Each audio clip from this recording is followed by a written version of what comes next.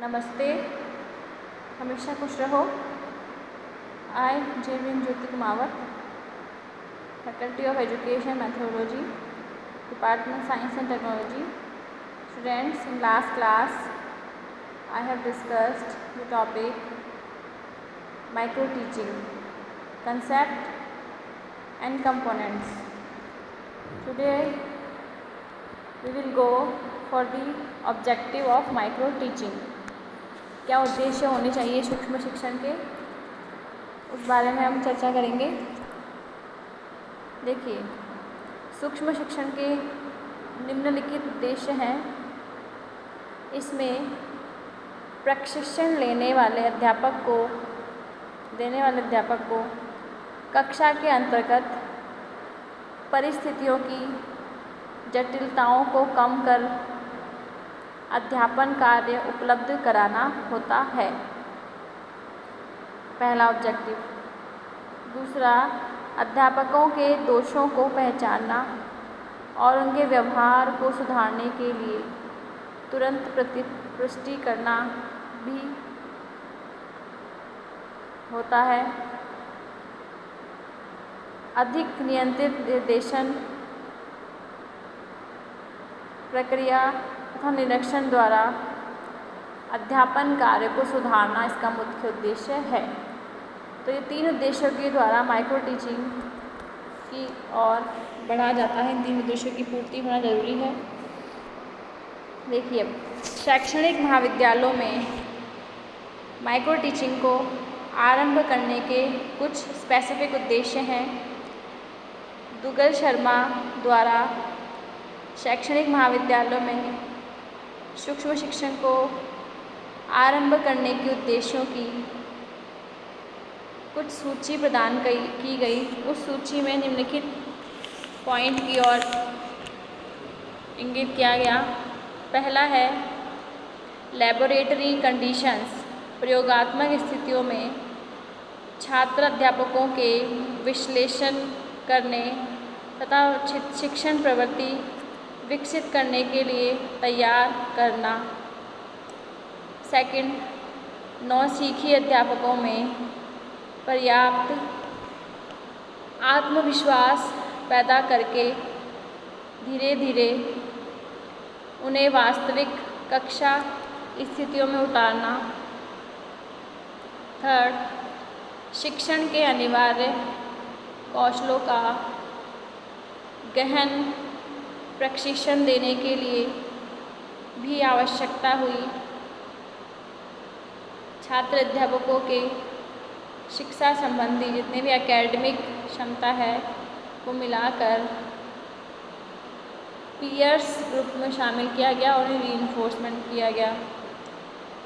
शैक्षणिक अध्यापकों के कार्यभार को समकक्ष निरीक्षकों की प्रतिभागिता से कम करना।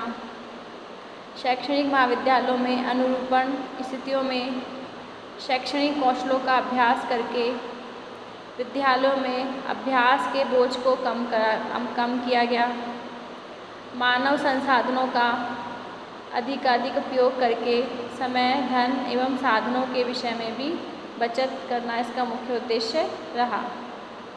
Now basic assumption of micro teaching. Micro teaching के क्या अज्यूम्शन है वो इस प्रकार है।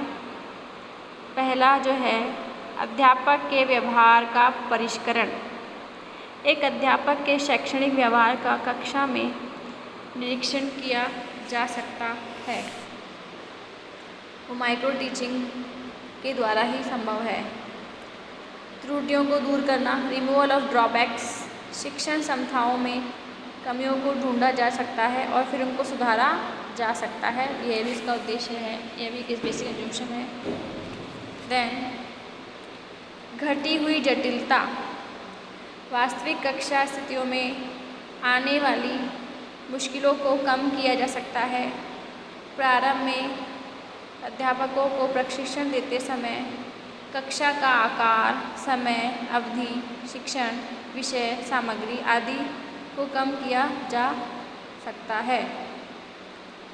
एक समय पर एक ही कौशल, one skill at one time. एक इस प्रकार के कौशल को कम समय में लेकर विशेष कौशलों का प्रशिक्षण अच्छी तरह दिया जा सकता है। नेक्स्ट जो इसका एज्यूम्पशन है वो है नियंत्रित अभ्यास, कंट्रोल प्रैक्टिस। इसके द्वारा निरंतर प्रतिपुष्टि प्रदान करके शिक्षण अभ्यास को नियंत्रित किया जा सकता है। इंडिविजुअलाइज्ड लर्निंग, अध्यापन प्रशिक्षण कार्यक्रम को काफ़ी सीमा तक व्यक्तिगत किया जा सकता है। इस माइक्रो टीचिंग की बेसिक एजुकेशन यह भी है कि इफ़ेक्टिव इन सर्विस टीचिंग, सूक्ष्म शिक्षण तकनीकी द्वारा कार्यरत अध्यापकों को और भी अच्छा आगे प्रशिक्षित किया जाता है, जिससे कि वो अपना टीचिंग प्रोसेस में और सुधार करके बच्चों को अच्छे से कंसेप्ट क्लियर करा सके। नेक्स्ट वस्तुनिष्ठ निरीक्षण, objective observation means close circuit TV और वीडियो टेप का प्रयोग इसमें किया जाता है और इसके माध्यम से हम बहुत ही अच्छे ढंग से उस टेप को सुन करके हमारी माइक्रो टीचिंग का निरीक्षण कर सकते हैं और पुनः उसमें क्या हमें सुधार करने हैं वो कर सकते हैं टाइम रहते। नेक्स्ट एज्यूम्पशन जो है शीघ्रगामी प्रतिपुष्टि मीन्स इस शीघ्रगामी प्रतिपुष्टि की सहायता से छात्र अध्यापक को पुनः बहुत ही जल्दी पुनर्बलन मिल जाता है, उपलब्धि जाती है और शीघ्र ही दी गई रीइंफोर्समेंट छात्र अध्यापकों को विविध शैक्षणिक कौशलों को सीखने में सहायक होती है। तो इस प्रकार से फिर देखा कि ये कुछ माइक्रो टीचिंग के बेसिक एज्यूम्पशन और कुछ उद्देश्य हैं जो कि एक अध्यापक को लेके चलने चाहिए और उसी से माइक्रो टीचिंग सफल हो पाती है। Thank you.